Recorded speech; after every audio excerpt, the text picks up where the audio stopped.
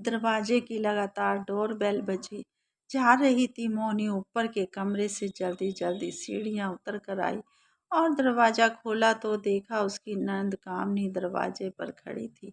मोहिनी अपनी ननद कामनी को देखते ही बोली, दीदी आप अचानक? कामिया बोली, हाँ भाभी, माँ की बहुत याद आ रही थी, बिल्कुल रहा ही नहीं जा रहा था, इसलिए इस घर को देखने चली आई। मोहिनी बोली, आओ दीदी अंदर आओ। कामनी अंदर आते ही पूरे घर को निहारने लगी और अपनी माँ की तस्वीर को देखकर रो पड़ी। भाभी, ना जाने क्यों 2-3 दिनों से मेरा मन बिल्कुल नहीं लग रहा था। बस मन जिद किए बैठा था कि मायके जाकर अपने घर से मिल आऊं, इसलिए आपसे बिना बताए आ गई। मोहिनी बोली, दीदी कम से कम बताकर तो आना चाहिए था ना। अब देखो मैंने फेशियल करने वाले को घर पर बुला रखा है, वह आएगी तो मुझे अपने बेडरूम में जाना पड़ेगा और आपको यहाँ माँ की तस्वीर के पास अकेले बैठना पड़ेगा। कामनी बोली, भाभी माँ को गए आज पूरा 1 महीना हो गया है और आप तो जानती ही हैं मैं पूरे 1 महीने बाद आज अपने मायके आई हूँ। माँ होती तो मैं और माँ कितनी बातें करते थे। माँ एक पल भी मुझे यूं अकेले नहीं बैठने देती थी। मोहिनी बोली, दीदी यह बात तो भला मुझसे बेहतर कौन जान सकता है कि आप और माँ कितनी बातें करते थे। अब जाने वालों को तो भला कौन रोक सकता है। मैं जानती हूँ मम्मी जी के जाने की सबसे ज्यादा कमी आपको ही खल रही होगी। कामनी बोली, भाभी सही कहते हैं लोग, माँ बिना मायका नहीं। आज यह बात मुझे 16 आने सही लग रही है। माँ दिन का एक फोन तो मुझे कर ही देती थी, मेरी खबर लिए बिना माँ को चैन कहाँ पड़ता था। अब उनके जाने के बाद बहुत अकेला महसूस कर रही हूँ।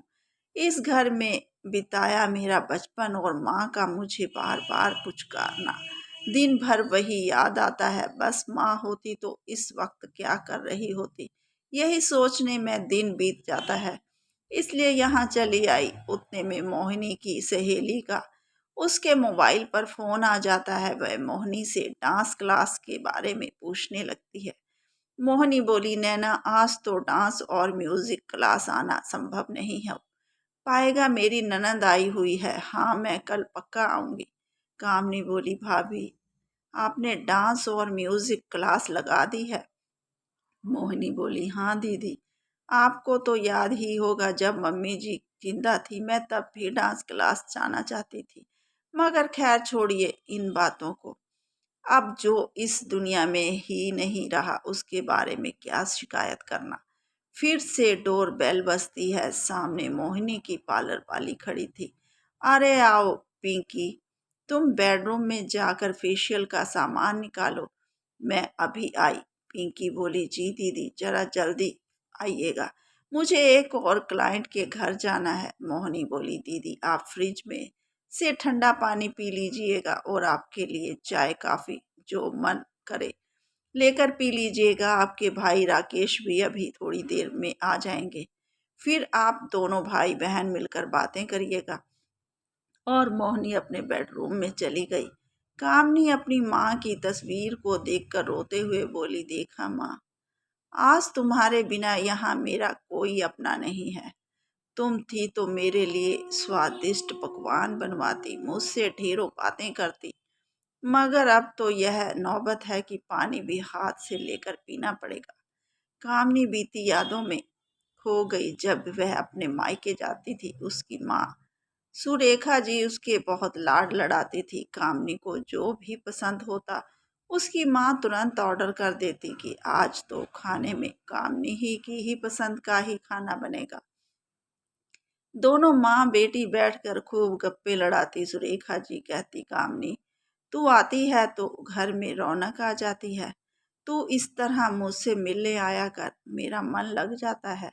और भला क्या पता कितने दिन की मेहरबान हूँ मैं। तब कामनी अपनी माँ को डांट लगा कर कहती, खबरदार माँ, जो अगली बार ऐसी बात कही, पिताजी तो छोड़कर चले गए, अब तुम्हारा ही तो सहारा है। यदि तुम भगवान को प्यारी हो गई तो मेरा क्या होगा। आखिर इस घर में तुम्हें देख कर ही तो आती हूँ, मैं और है कौन मेरा? भाभी थोड़ी मुझसे तुम्हारी तरह लाड लड़ाएगी। भाभी थोड़ी चाहेगी कि मैं अपने मायके आकर रहूं। एक माँ का दिल ही होता है जो अपनी बेटी के लिए धड़कता है। बाकी तो भाई भाभी सारे बस यूं ही नाटक की दिखावा करते हैं। किसी को मुझसे कोई लगा नहीं, मैं अच्छे तरीके से जानती हूँ। बस तुम्हारा मुंह देखकर ही दौड़ी चली आती हूँ। सुरेखा जी भी बेटी की बातों में हाँ मिलाते हुए कहती, हाँ बेटा, घर की बहुओं से क्या उम्मीद करना।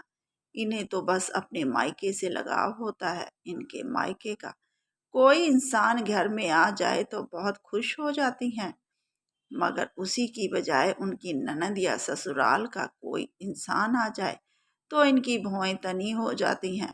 मैं हूं इतने दिन, तू भी खूब मजा कर ले। क्या पता यह भाई भाभी तुझे मेरे जाने के बाद घर बुलाएं या ना बुलाएं। कहते हुए सुरेखा जी की कामनी को अपनी नई नई साड़ियां और अपने गहने तक दे देती। तू यह सब ले जा बेटा, वरना मेरे मरने के बाद तो यह सब कुछ तेरी भाभी हथिया लेगी। कामनी उन दिनों को याद कर रो पड़ी। वहां दूसरी तरफ मोहिनी को भी वह दिन याद आ गए जब मोहिनी की सास सुरेखा जी जिंदा थी। सुरेखा जी ने मोहिनी को कभी घर की बहू नहीं समझा। उन्होंने उसे सिर्फ एक काम वाली समझ रखा था। आजकल उन्होंने उसे सिर्फ एक काम वाली समझा रखा था। आजकल लोग अपनी काम वाली बाइयों की भी इज्जत करते हैं, मगर सुरेखा जी ने तो बहू पर टोकना, ताने देना और घर की बहू नहीं समझा। उन्होंने उसे सिर्फ एक काम वाली समझ रखा था। आजकल लोग अपनी काम वाली बाइयों की भी इज्जत करते हैं, मगर सुरेखा जी ने तो बहू की कभी इज्जत नहीं की थी। हर पल टोकना, ताने देना और घर में क्लेश करना ही सुरेखा जी का काम था। और अगर ऐसे में घर में उनकी बेटी कामनी आ जाए तो समझो मोहिनी की शामत ही आनी है। कामनी और सुरेखा जी मिलकर मोहिनी पर ताने और उलाहनों की बौछार करते। एक दिन कामनी अपनी कुर्ती मोहिनी को दिखाते हुए बोली, भाभी यह कैसे कपड़े धोए हैं? आपने देखिए मेरी कुर्ती का दाग बिल्कुल नहीं गया। मोहिनी डरकर बोली, दीदी शायद दोबारा लग गया होगा, क्योंकि मैंने तो अच्छे से ब्रश भी मारा था। कामनी गुस्से से बोली, आप कहना क्या चाहती हैं? मैं यह कुर्ती वापस गंदी करके लाई हूँ ताकि आपको डांट लगा पाऊं। घर में वॉशिंग मशीन होते हुए भी सास और ननद कभी मशीन चालू नहीं करने देते थे। बिजली का बिल बहुत आता है और मशीन में कपड़े अच्छे नहीं धुलते। बेचारी मोहनी सारे कपड़े हाथ से धोती। एक दिन सुरेखा जी बोली, बहू कामनी को दही भल्ले खाने का बहुत मन कर रहा है, तू जल्दी से दही भल्ले बना ले। कामनी बोली, माँ जी रात के 9 बज रहे हैं, घर में दही जमा हुआ भी नहीं है और हमारे नीचे दूध की डेयरी भी वह भी बंद हो चुकी है, तो इस वक्त कैसे दही भल्ले बन पाएंगे। मैं अभी दही जमाने रख देती हूँ, सुबह तक दही जम जाएगा तो मैं सुबह दही भल्ले बना दूंगी। सुरेखा जी गुस्से में से बोली, कामनी क्या हमारे घर रोज रोज आती है? उसे अभी दही भल्ले खाने हैं तो अभी खाने हैं। तुम जाओ बाहर और जहां से भी दही मिले अभी की अभी ले आओ। मोहिनी बेचारी जैसे तैसे जल्दबाजी से सोसाइटी से बाहर गई। रास्ते में सारी दुकानें लगभग बंद हो गई थी। घर से तकरीबन आधा घंटा दूर एक डेयरी खुली मिली, जहां से वह दही लाई और थक कर आकर उसने दही भल्ले बनाए। फिर भी सास और ननद को उस पर बिल्कुल दया नहीं आई, बल्कि कहने लगी, इतनी देर कैसे लग गई दही लाने में? दही लाने गई थी या बनाने? मोहिनी ने एक बार सुरेखा जी से कहा भी कि उसे डांस और म्यूजिक का बहुत शौक है और वह उनकी क्लास लगाना चाहती है, मगर यह बात सुरेखा जी ने अपनी बेटी को कामनी को भी बता दी और दोनों माँ बेटी ने मिलकर मोहिनी को खूब खरी खोटी सुनाई। सुरेखा जी की कामनी को चुपके से साड़ियाँ, गहने और पैसे देती।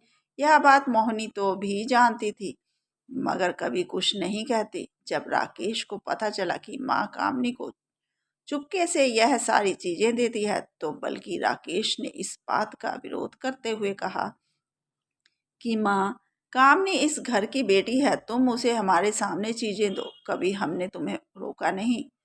उस बात पर भी सुरेखा जी भड़कते हुए बोली थी, हाँ हाँ जानती हूँ, तुम दोनों सिर्फ मेरा मन रखने ऊपर से यह सब बोलते हो, वरना कौन नहीं चाहेगा कि जो भी मेरा है वह तुम दोनों को मिले। मैं तो बस मेरे जीते जी मेरी बेटी को भरपूर सामान दे देना चाहती हूँ, ताकि आगे से जाकर मेरी बेटी को तुम लोगों से भीख ना मांगनी पड़े। मोहनी को अपनी सास की छोटी सोच पर बहुत अफसोस हुआ, मगर वह कर भी क्या सकती थी। सास और ननद ने तो जैसे कसम खा रखी थी कि मोहनी को कभी अपना नहीं मानेंगे, जबकि मोहनी तो कभी कुछ कहती भी नहीं थी। मोहनी के जहन में बीती बातों की स्मृतियां अब तक हिलाए खा रही थी। वैसे भी वह अपने साथ कुछ गलत हुआ व्यक्ति कभी नहीं भूलता। मोहनी को बेडरूम में गए लगभग 1.25 घंटा बीत गया। कामनी बाहर हाल में अकेले बैठी थी। उतने में डोर बेल बजी। कामनी ने दरवाजा खोला और भाई राकेश को देखकर खुश होकर बोली, भाई कैसे हो तुम? राकेश कामनी को देखकर आश्चर्य से बोला, अरे दीदी आप अचानक? ना कोई फोन ना खबर। हाँ भाई, माँ की और इस घर की बहुत याद आ रही थी तो बिना खबर किए आ गई हूँ। राकेश ने अंदर आते ही यहाँ वहाँ नजर दौड़ाई और बोला, मोहिनी कहाँ है? कामनी बोली, भाभी तो बेडरूम में फेशियल करवा रही हैं। भाई तू ऑफिस से थका हारा आया होगा, तू बैठ, मैं तेरे लिए पानी लाती हूँ और चाय बनाती हूँ। राकेश फिर से आश्चर्य से बोला, तू चाय बनाएगी? कामनी हड़बड़ाकर बोली, क्यों भाई, मैं क्यों नहीं बना सकती चाय? राकेश बोला, अरे माँ के राज में तो तूने कभी पानी भी हाथ से नहीं लिया। तू ही कहती थी ना, बेटियां मायके में आराम करने आती हैं, काम करने थोड़ी आती हैं। और तुझे तो शायद पता भी नहीं होगा कि रसोई में कौन सी चीज कहाँ पड़ी है, क्योंकि तेरी शादी के बाद तूने तो कभी रसोई में अपने कदम ही नहीं रखे। कामनी नजरें झुकाकर बोली, भैया छोड़ो ना पुरानी बातों को। कामनी ने राकेश को चाय बनाकर दी और राकेश के पास बैठकर बोली, भैया बुरा ना मानो तो एक बात कहूँ, माँ को गए अभी 1 महीना भी बीता है और भाभी डांस और म्यूजिक क्लास लेने दी है, फेशियल करवाने पार्लर जाती है, घर को बुला रही है। ऐसे लग रहा है जैसे उन्हें तो माँ के जाने का कोई अफसोस ही नहीं है। राकेश बोला, तो इसमें क्या हुआ? मोहनी को यह सब शौक पहले से था, तुम जानती हो, मगर माँ से अपने जीते जी यह सब कभी करने ही नहीं दिया, इसलिए वह उनके मरने के बाद अपने शौक पूरे कर रही है। कामनी बोली, लोक लज्जा तो कुछ ख्याल कर लेती भाभी, हमारे समाज के लोगों को पता चलेगा तो क्या इज्जत रह जाएगी। हमारी सभी लोग अपनी सास के मरने के बाद कई दिनों तक मातम मनाते हैं, मगर यहाँ आकर तो ऐसा लग रहा है जैसे भाभी को माँ के मरने का जश्न मना रही हो, अपने सारे शौक पूरे कर रही है। अरे थोड़े महीने तो रुक जाती, माँ को गए कम से कम 3-4 महीने तो बीतने देती। मोहिनी अपने कमरे से बाहर आई ही थी कि उसने कामनी दीदी की यह सारी बातें सुन ली और वह बोली, दीदी आप हमेशा माँ को मेरे खिलाफ यही सब भड़काती आई हैं और अब माँ रही नहीं, आप अपने को ही भड़काने बैठ गई। राकेश बोला, बहन तुम्हारी पहले भी यही सारी आदतें थी जिससे मैं और मोनिका बहुत बार परेशान हुए करते थे, मगर इन आदतों को बार बार दोहराना अच्छी बात नहीं। मोहनी बोली, दीदी आप कहती हो माँ से ही मायका होता है, मगर ऐसी बात बिल्कुल नहीं है। कुछ लड़कियां अपनी माँ के जीते जी अपना मायका अपने हाथ से बिगाड़ देती हैं, अपनी माँ को समझाने की बजाय अपनी माँ की ओर भड़काती हैं और आग में घी डालती हैं, जिसका धुआं सिर्फ और सिर्फ घर की बहू पर आता है। आज आपकी इस घर में कोई इज्जत नहीं है, यह सब आपकी ही किया धरा है, वरना एक भाभी भी अपनी ननद को इज्जत देना चाहती है, बशर्ते ननद भी भाभी को बहन जैसा प्यार दे। मगर आप तो पहले भी मुझे दुश्मन समझती थी और अब भी आप मुझे दुश्मन ही समझती हैं। मुझे लगा था कि माँ के जाने के बाद आप सुधर जाएंगी, मगर जिस तरह हाथी के दांत खाने के और दिखाने के अलग होते हैं, वैसे ही आपका भी स्वभाव है। बहुत देर हो जाए, हो सके तो आपका स्वभाव बदले। दीदी उससे पहले कि यह सह सुनकर कामनी को अपनी गलती कर पछतावा हुआ और वह बोली, भाभी हो सके तो मुझे माफ कर दो। मैं भी आपकी तरह किसी के घर की बहू हूँ, मगर एक बहू का दर्द मैं नहीं समझ पाई। दोस्तों, कुछ लड़कियां अपनी माँ के जीते जी ही अपना मायका खराब कर देती हैं और बड़ी आसानी से कहती हैं माँ बिन मायका ही नहीं, मगर वे यह भूल जाती हैं कि यदि वे भाभी को अपनी बहन समान प्यार दे तो भाभी भी उनकी ननद वाला प्यार और सम्मान देगी, क्योंकि हर इंसान बदले में